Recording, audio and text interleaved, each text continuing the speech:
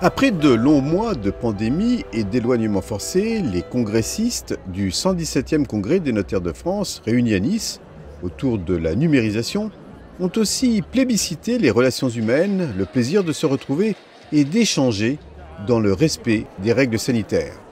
L'importance d'abord, c'est évidemment après le Covid, ça fait énormément plaisir de pouvoir rencontrer à nouveau les confrères français. Mais je crois que c'est important aussi pour nous en tant que pays de savoir comment notre profession a évolué depuis le Covid et surtout au niveau numérique.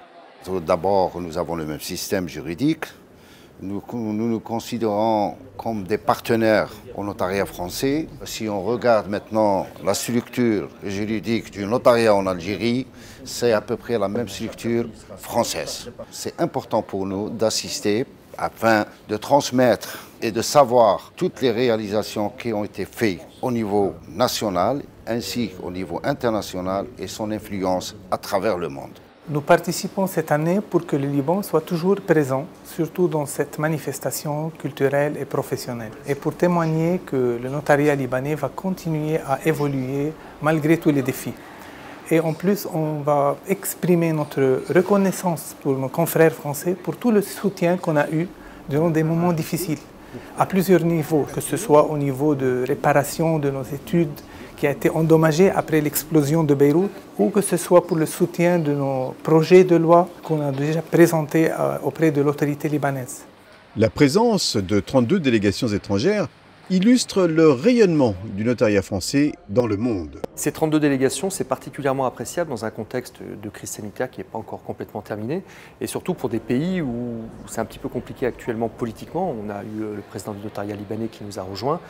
Nous avons également des notariats d'Afrique du Sud-Ouest, du Maghreb, qui sont venus parfois dans des conditions un petit peu difficiles. Et je suis heureux déjà de retrouver en présentiel tous mes amis présidents ou des délégations étrangères. Ce n'est pas en visioconférence qu'on fait de la gouvernance.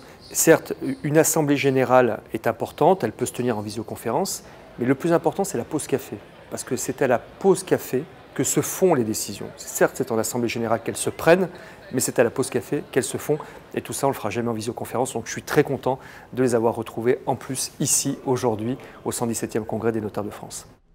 La révolution numérique est une réalité pour le notariat français et pour ses partenaires européens.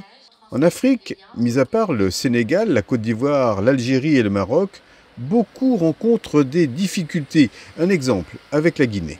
Avec tout ce qui se passe dans les pays africains, la technologie pose problème. L'absence d'électricité est là, l'absence de textes est là, et la formation des notaires dans ce cadre aussi est là. Pas dans le cadre des notaires seulement, mais dans tous les domaines, parce qu'il faut la formation.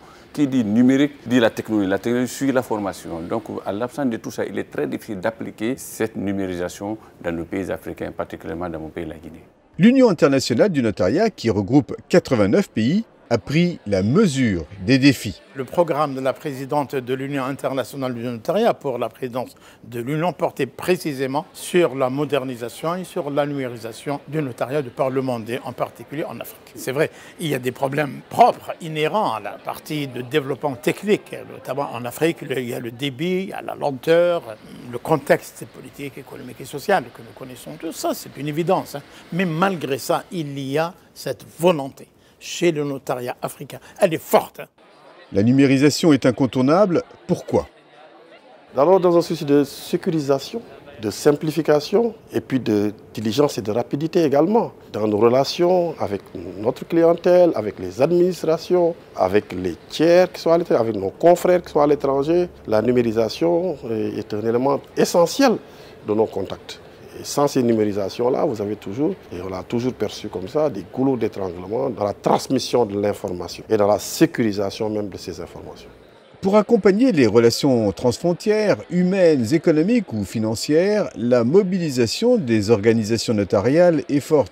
Il y a l'Union internationale, certes, mais aussi l'Association du notariat francophone. Aujourd'hui, il faut changer de degré, il faut aller plus loin, contribuer à la mise à niveau de l'ensemble des 28 notariats qui composent le notariat francophone, accentuer les actions de formation pour pouvoir permettre à chaque notaire qui le souhaite d'abord de se former, mais ensuite de pouvoir pratiquer au quotidien les questions de digitalisation qui sont absolument indispensables, au-delà même des accidents que nous avons connus comme la pandémie de la Covid-19, mais tout simplement pour la coopération entre les notariats et pour le service des populations qui est notre raison d'être.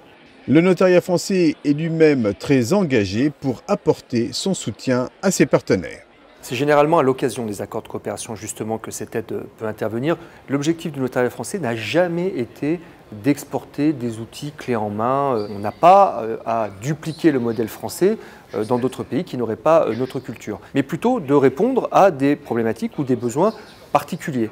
Et puis c'est également aussi parfois les aider à convaincre leur pouvoir public. J'ai été appelé par une présidente d'un notariat africain qui m'a dit « mais comment vous pourriez nous aider pour essayer de convaincre notre ministre de la Justice également, notre Premier ministre, sur la nécessité de la dématérialisation de nos actes. Ce dont nous avons besoin, nous, c'est d'avoir les arguments que vous avez pu donner dans les années 2000 pour convaincre vos propres pouvoirs publics. » Et là, on a effectivement la possibilité de les accompagner par le retour d'expérience qui est le nôtre.